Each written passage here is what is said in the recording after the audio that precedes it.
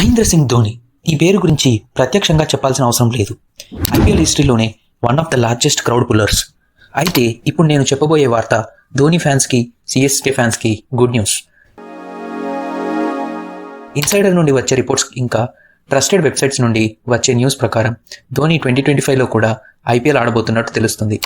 అయితే తనని ఈసారి నార్మల్ ప్లేయర్గా కాకుండా ఒక అన్క్యాప్డ్ ప్లేయర్గా సిఎస్కే రిటర్న్ చేసుకోబోతుందంట. ఇంతకుముందు ఉన్న రూల్ ప్రకారం అయితే ఏ ఇండియన్ ప్లేయర్ అయినా తాము రిటైర్మెంట్ ఇచ్చిన 5 years తర్వాత ఐపీఎల్లో అన్క్యాప్డ్ ప్లేయర్గా ఆడొచ్చు.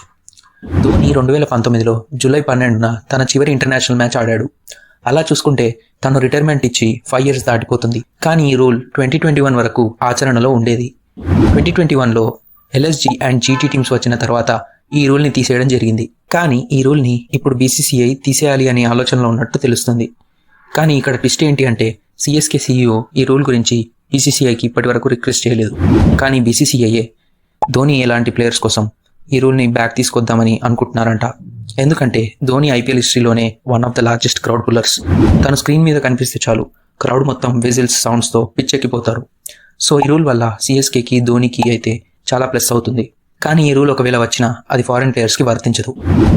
ఈ వీడియోలో ఏదైనా కొత్త ఇన్ఫర్మేషన్ తెలుసుకున్నట్టు అనిపిస్తే ఈ వీడియోని లైక్ చేయండి. మీ ఫ్రెండ్స్ అండ్ ఫ్యామిలీలో ఉన్న ధోని ఫ్యాన్స్కి షేర్ చేయండి.